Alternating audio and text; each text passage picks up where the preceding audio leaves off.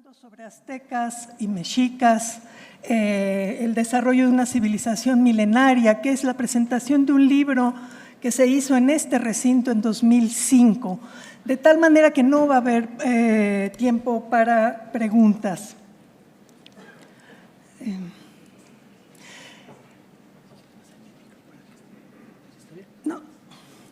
¿Qué hace de la Cuenca de México el eje geopolítico de México?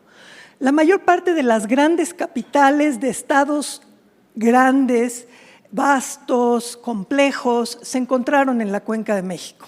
Hablaremos en esta plática qué hace de esta región, era cuenca antes de ser valle, un lugar de concentración demográfica particular en Mesoamérica. Una de las cosas que hemos visto a lo largo de las distintas pláticas que me precedieron es la existencia de una serie de topoformas que representan lugares de oportunidades para obtener recursos diversos. Los lagos que proporcionaron a las sociedades antiguas no solo peces de agua dulce, algas, ajolotes, en fin, aves migratorias, etcétera, sino la llanura lacustre que fundamentalmente se dedicó al cultivo, el somonte y la sierra, de donde se obtuvieron distintos elementos de caza y maderas y recolección de productos. Y ustedes han visto varias veces estas imágenes, pero lo que en la región andina representan los archipiélagos de los cuales habló Murra, la posibilidad de que en semanas los grupos andinos obtenían recursos del mar, digamos, de los valles intermontanos y del altiplano. Aquí son topoformas a las cuales se puede acceder en días, y hay una serie de recursos variados que fueron utilizados desde el formativo. Ustedes pueden ver, mi profesor William Sanders caminó la Cuenca de México e hizo estos mapas que son muy útiles para ver la ubicación de los asentamientos. Fundamentalmente en el formativo temprano y medio, los asentamientos están ligados directamente al lago, a las regiones lacustres o en la llanura lacustre para poderla cultivar. Varios de las casas, del aprovechamiento de recursos, perdón, están directamente vinculados con el lago, con juncos, tules, las excavaciones en Terremote Tlaltenco de la doctora Mari Carmen Serra nos evidencian la forma de vida de estas sociedades primigenias en la Cuenca de México, pero fundamentalmente en el formativo tardío y terminal ocurre algo que el doctor Sanders vio, pero que nosotros los arqueólogos que hemos trabajado en el Valle de Teotihuacán no podemos sustentar. De ninguna manera Cuicuilco y Teotihuacán son competidoras en el formativo tardío. El centro primordial era Cuicuilco. Teotihuacán realmente no existía en este formativo tardío. Me ha tocado la oportunidad con la Universidad de Roma de excavar varias casas del formativo tardío en el sitio de Cuanalán, en el Valle de Teotihuacán, casas de bajareque, de agricultores que aprovecharon recursos. ¿Qué? No quiero. Recursos del lago, de la llanura lacustre, de la sierra. Teníamos ahí una serie de elementos que nos hablaban de 4 variedades de maíz, frijol, calabaza, teníamos peces de agua dulce, teníamos aves migratorias, venado cola blanca, conejo, liebre, etcétera. Pero, curiosamente, esta forma de vida de chozas de 25 metros cuadrados, de agricultores muy simples, nada tiene que ver con lo que pasa detrás en la ladera este del Popocatépetl, en sitios excavados por Patricia Plunkett y Gabriela Uruñuela, había una forma de vida mucho más compleja que lo que estaba pasando en la Cuenca de México, sobre todo en la parte norte, donde posteriormente va a surgir Teotihuacán. Y estos sitios como Tetimpa, Petlachica, Cruz del Milagro, tenían estructuras con tablero y talud que después va a ser recreado de manera monumental en Teotihuacán, 3 estructuras alrededor de patio con altar que después veremos en Teotihuacán en muchos conjuntos, no solo los de 3 templos, sino en los propios conjuntos habitacionales. Se estaba viviendo de una manera más compleja, observando a los volcanes, ya se veían las fumarolas del Popo, tenemos altares que simulan los volcanes, con cuellos de olla de donde salía humo para dar a entender a la gente que estaban observando lo que estaba pasando. Y estamos viendo esta forma de vida realmente que después de una gran erupción del Popocatépetl en 80 después de Cristo, aproximadamente por 80 después de Cristo, está tapada esta serie de sitios con la pili del Popo, y toda esta gente tiene que desalojar, huir. 3 formas de comportamiento observaron en estas familias que huyeron de estos centros aldeanos del formativo tardío, las personas que excavaron, gente que huyó y nunca más regresó, gente que huyó y regresó a recoger cosas, y gente que tuvo la tranquilidad de dejar todo muy acomodado, los metates contra la pared, todo barrido, y pues vean ustedes las ollas con los frijoles llenas de la pili. Y obviamente se taparon estos sitios. Fueron excavados gracias a que y fueron destruidos también, porque el cacahuatillo, que es la pili del Popo, está siendo utilizado para hacer tabiques, de tal manera que lo que ustedes vieron ahorita ya no existe. Fueron destruidos estos sitios, no fueron comprados los terrenos, de tal manera que ya no existen. Entonces el centro del formativo tardío, el gran centro de la Cuenca de México, sin duda alguna es Cuicuilco.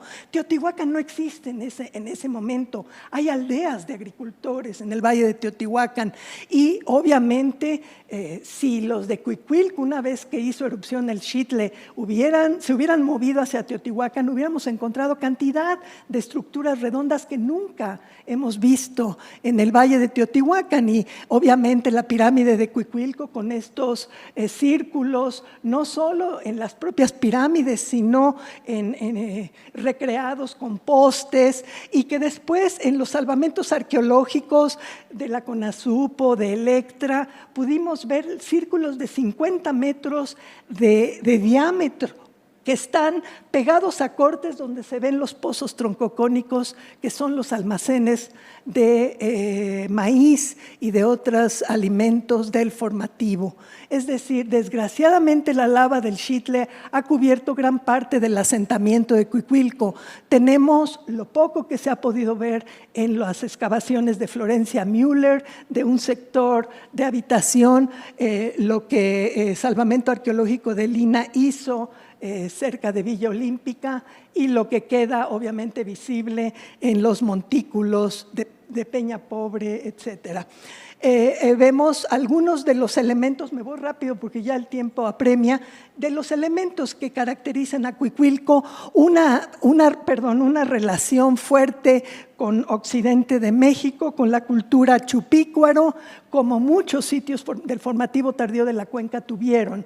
Incluso Cuanalán, la aldea que yo excavé en el Valle de Teotihuacán, tenía cerámica chupícuaro, figurillas chupícuaro, y esto es Cuicuilco, es un centro de poder del formativo, de ninguna manera una ciudad, y además no se puede probar que sea una ciudad, dado que la mayor parte del asentamiento está bajo la lava, y algunos elementos de teotihuacanos que llegaron, pusieron ofrendas, algunas figurillas que se encuentran en el área posteriores a la erupción. el más antiguo dios del fuego, del cual tenemos evidencias en la cuenca de México, y cómo el flujo del Xitle, que es un volcán monogenético, llegó por distintas zonas hacia lo que ahora constituyó el Pedregal, donde está Ciudad Universitaria. Fíjense ustedes cómo hablé de Tetimpa, Petlachica y Cruz del Milagro a propósito y de la erupción del Popocatépetl, porque poco podemos nosotros decir de cómo se forma una ciudad de las más grandes del mundo preindustrial, como fue Teotihuacán, si no tomamos en cuenta esa erupción del Popocatépetl. La llegada de contingentes de Puebla a Tlaxcala hacia el Valle de Teotihuacán, ya ocupado por grupos formativos, como vimos en el caso de Cuanalán, y obviamente gente muy asustada de este cataclismo que ocurrió y que tapó sus sitios. En fin, es un abandono generalizado de la parte este del Popocatépetl y de cierta parte del Valle de Puebla-Tlaxcala.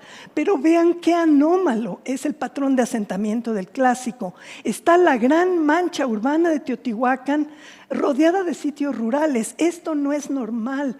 En las primeras ciudades de Mesopotamia vemos una jerarquía de asentamientos desde las ciudades más grandes como Uruk, centros urbanos secundarios, centros urbanos terciarios, villas, aldeas y villorrios. Aquí vemos una cuestión totalmente excepcional, un patrón de asentamiento dominado por la mancha urbana de Teotihuacán, y el resto de los sitios es fundamentalmente rural. Y ahí podemos ver que la mancha urbana ocupó casi todo el fondo del Valle de Teotihuacán, que es una enorme ciudad multiétnica, que es otra de las grandes características de Teotihuacán que la hacen una anomalía. Por primera vez vemos la capital de un estado que es una gran ciudad planificada, ortogonal, multiétnica y con una sociedad donde fundamentalmente domina la estructura corporativa. Obviamente ustedes conocen el sitio, esta idea de que posiblemente la ciudad estuvo dividida en 4 distritos, la voy a sustentar como una hipótesis aquí. Y obviamente las sociedades corporativas no tienen propaganda política que habla de dinastas, que habla de reyes y sus hazañas. Esto lo vemos en el área maya, pero no en Teotihuacán.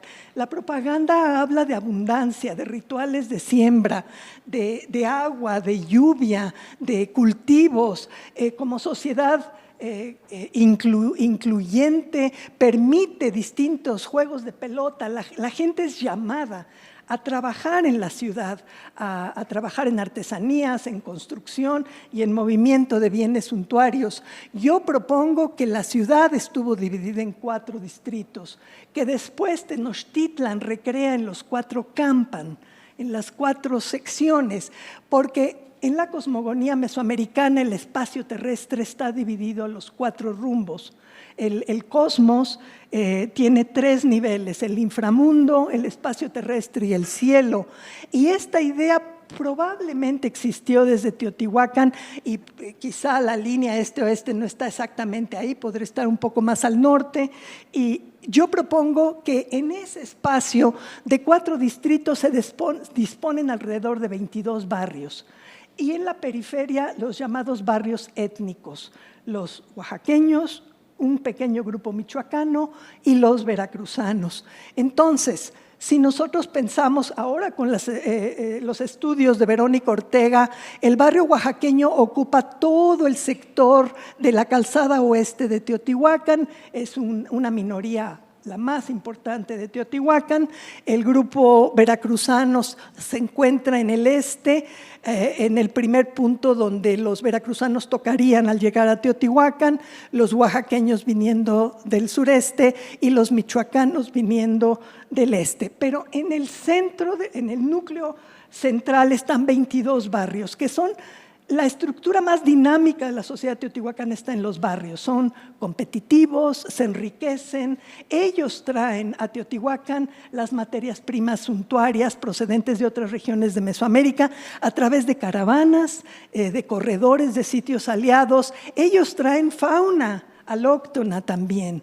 Ellos traen liebres, traen peces de las lagunas costeras de Veracruz y otras cosas. Pero el sistema de abasto de la ciudad está en el tianguis de barrio. Teotihuacán no tuvo un mercado como Tlatelolco.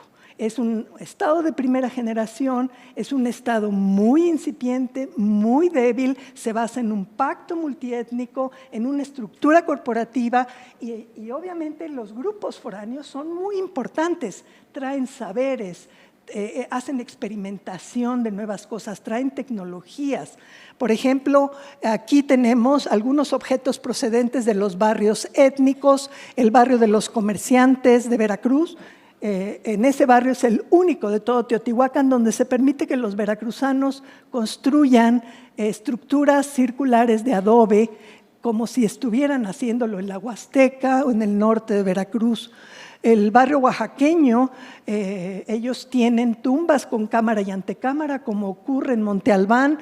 Hay estelas con glifos zapotecos, cantidad de objetos procedentes de Oaxaca e imitaciones hechas en el barrio para parecerse a las oaxaqueñas. El conjunto michoacano tiene tumbas de tiro, entierros múltiples, objetos similares a los que el profesor Noguera encontró en Michoacán en el Clásico. Y estos contingentes étnicos de otros lados de Mesoamérica se representan también en las figurillas, en la pintura mural, con tocados extraños, con vestimentas distintas. Obviamente, muchos de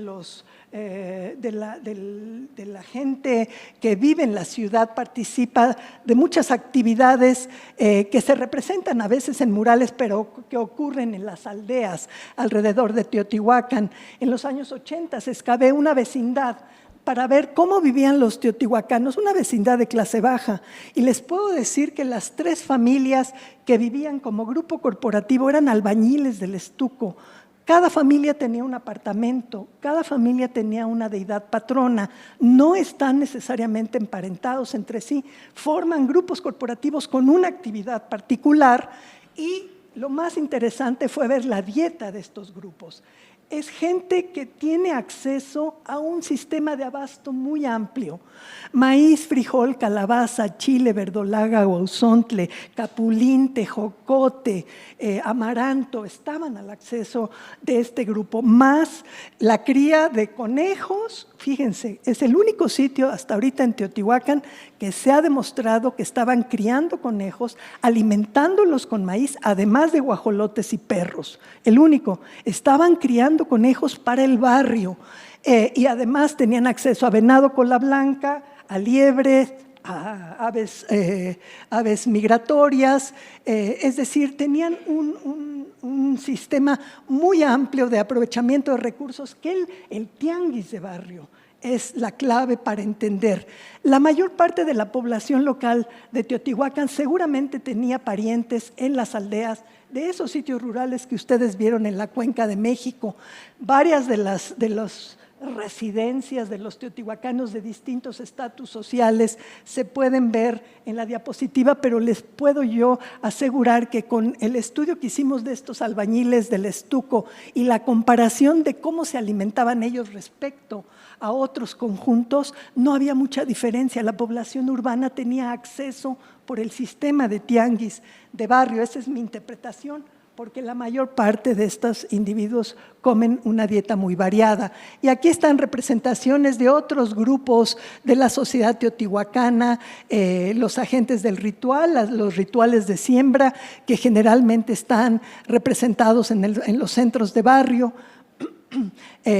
Una posible clase media de maestros lapidarios y maestros sastres, que eran 2 tipos de artesanos de estatus más alto, dado que hasta tienen un glifo que los caracteriza, las élites intermedias, que son nobles de rango medio que administran los barrios, y las élites gobernantes, que son muy austeras, no son competitivas como vemos en los barrios. Si ustedes comparan un palacio como el que estoy excavando al norte de la Pirámide del Sol, Xala, con un centro de barrio como el que excavé en Teopancasco, las élites gobernantes son más bien austeras.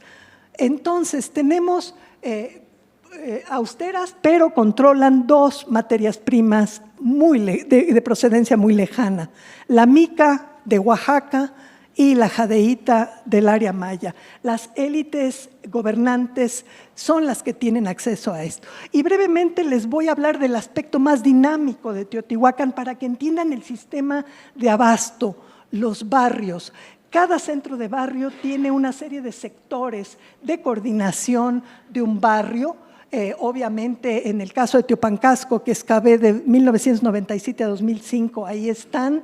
El ritual de siembra es muy importante para el barrio, se observa en el sector administrativo, pero tiene lugar en la plaza central del centro de barrio. Hay rituales foráneos que se representan como el ritual de Cerro de las Mesas en Veracruz, la decapitación de 29 individuos poniendo cada cabeza en una vasija tapada con otras vasijas, el aspecto administrativo que se representa tanto en los sellos de estampa, que son distintos a las pintaderas de telas y a las pintaderas de pintura corporal, como a los posibles contadores de raciones de comida para los trabajadores, la alineación de cocinas y almacenes, que es un aspecto de los centros de barrio donde se prepara la comida para los trabajadores del barrio, la guardia del barrio en el sector militar, el sector artesanal muy importante con todos los objetos para hacer esos trajes tan vistosos que vemos en el mural que está ahí. Ese traje, ese tocado se hacían. En Teopancasco se laqueaba cerámica para hacerla parecer a la naranja laca de Veracruz, se pintaba cerámica también, y la mayor cantidad de fauna procedente de Veracruz, 14 variedades de peces, llegaron a Teopancasco por este sistema de caravanas, porque el barrio de Teopancasco tenía un vínculo simbólico con el océano visible en el propio traje del sacerdote del océano, como le llamó George Kubler a la pintura mural de este barrio.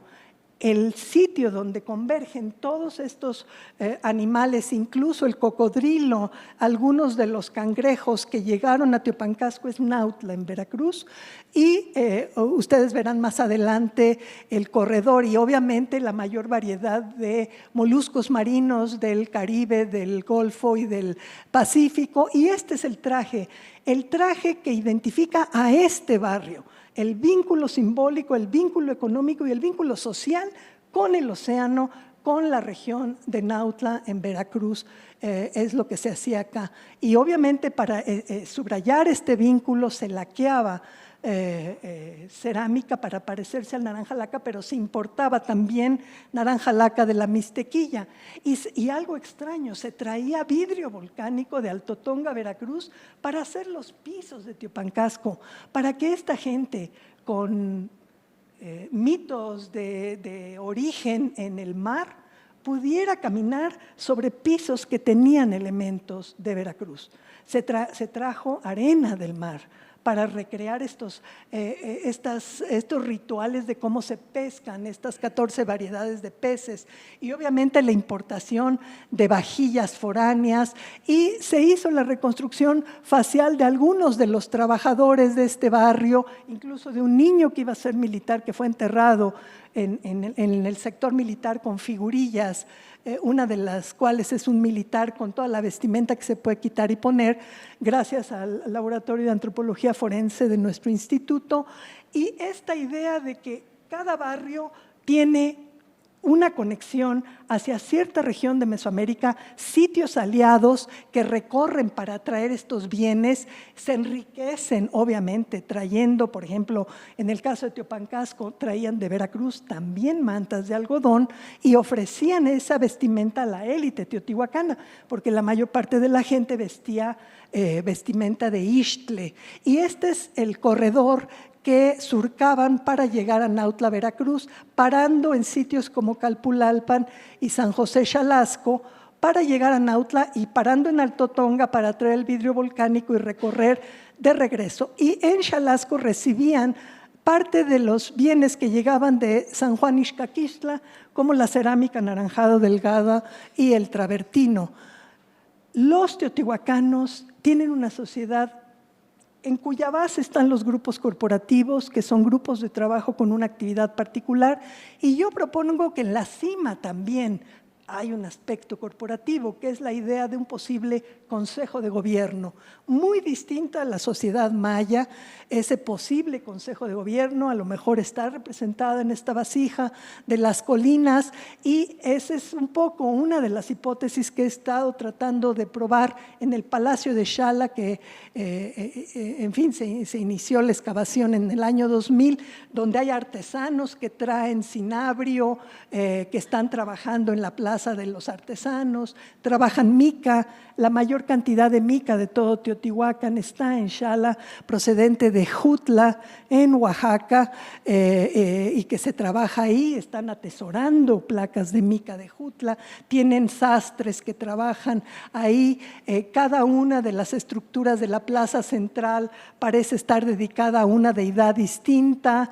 Hay un sector doméstico anexo a la estructura 3, y más o menos una idea de la sectorización y de esta idea de que la flor de 4 pétalos que Alfredo López Austin propuso como glifo emblema de Teotihuacán probablemente tenga su materialización en la plaza central de Xala, lo cual me dio a entender de que probablemente era un palacio de gestión importante para comprender esta idea del Consejo de Gobierno.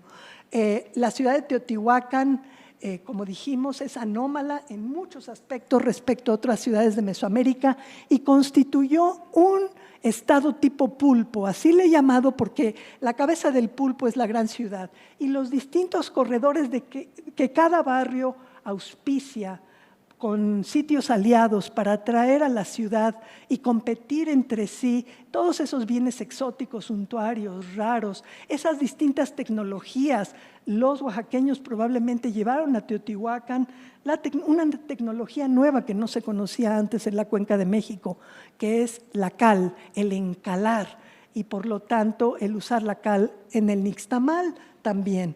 Y el final de varios de esos enclaves a lo mejor son estos que originalmente se propusieron como los únicos 3 enclaves finales de Teotihuacán: Caminaljuyú en los Altos de Guatemala, Tres Cerritos y Loma Santa María en Michoacán, Matacapan en Veracruz, pero hay muchos más. Hay muchos finales de cada una de estas caravanas, y obviamente Monte Albán era el gran aliado de Teotihuacán. Se ven señores teotihuacanos llevando regalos al señor zapoteco, se traían de regreso mica, y ocurre en cambio en el área maya una llegada armada de teotihuacanos en 378. Nunca el Estado teotihuacano de primera generación pudo organizar una incursión armada hasta Tikal. Mi lectura es que expulsaron a un grupo de Teotihuacán, al grupo de la serpiente, destruyeron el templo de la serpiente emplumada los propios teotihuacanos, y el grupo expulsado es el que llega a instalar una pequeña dinastía en Tikal, una dinastía de origen teotihuacano. Y en 550 ocurre el primer evento del colapso, un gran incendio y la destrucción de todos los escenarios de la élite gobernante de Teotihuacán.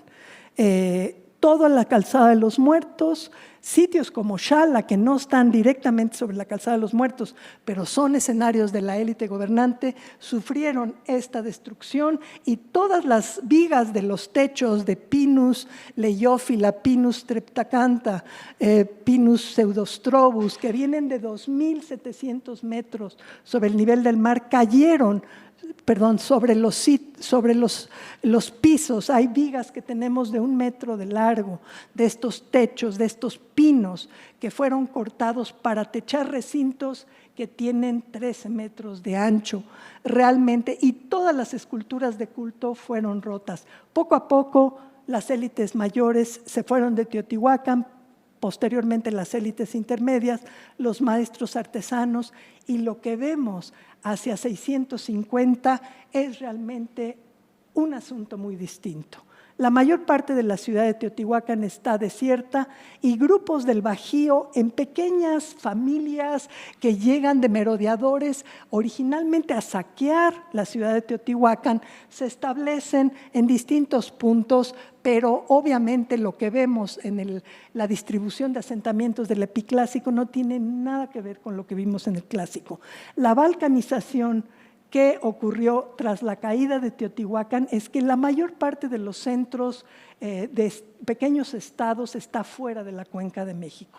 Vemos a Xochicalco en Morelos, a Cacaxtla en Tlaxcala, a Tula en Hidalgo y otros más, a Tajín en Veracruz, pero ustedes pueden ver un patrón de asentamiento totalmente distinto y obviamente nosotros en el Valle de Teotihuacán excavamos los túneles atrás de la Pirámide del Sol y tenemos el sistema de abasto de estas pequeñas familias que llegaron a saquear la ciudad de Teotihuacán y están nada que ver con lo que comían los teotihuacanos, están comiendo sobre todo plantas, animales que pescan de repente, nada que ver con lo que estamos viendo en el clásico. Tenemos silos de esta gente de la etapa Coyotlatelco y Mazapa que guardan semillas para futuros ciclos agrícolas, sobre todo amaranto y huauzontle. Tenemos distintas formas de enterramiento y toda esta cerámica que, digamos, se parece a estos grupos del Bajío que llegan a establecerse, no solo en la Cuenca de México, esta es la vajilla que yo excavé de estos grupos en el Valle de Teotihuacán, en estos túneles que originalmente eran canteras de tezontle, sino en el Valle de Tula. Y aquí vamos a ver cerámica muy parecida a lo que va a pasar en Tula, lo que vamos a ver en Tula, pero en grupos pequeñitos. No tenemos los grandes centros de poder que vamos a ver, por ejemplo, ahora por primera vez fuera de la Cuenca de México.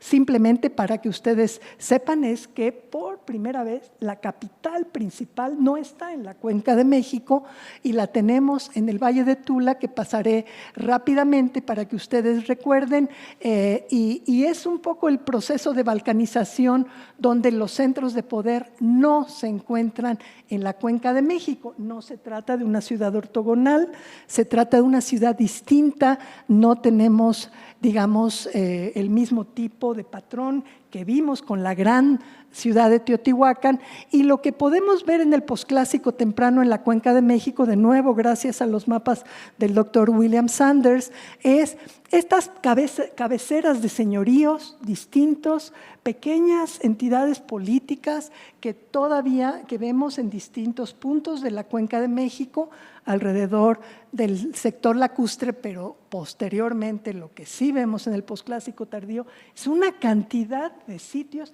Toda la ciudad de Teotihuacán está ocupada encima por pequeñas casas de aztecas, pero toda la ciudad de Teotihuacán, es decir, todo el valle, digamos. Y vemos que la profusión de sitios de tiempos aztecas, obviamente la Triple Alianza tenía una fuerza a nivel de estado secundario que no tenía Teotihuacán como estado de primera generación, y simplemente como gran capital recrea esta idea de una ciudad que es la ciudad. Como Teotihuacán probablemente lo fue en su tiempo para el centro de México, Tenochtitlan no tenía parangón en tiempos del posclásico tardío. Muchas gracias.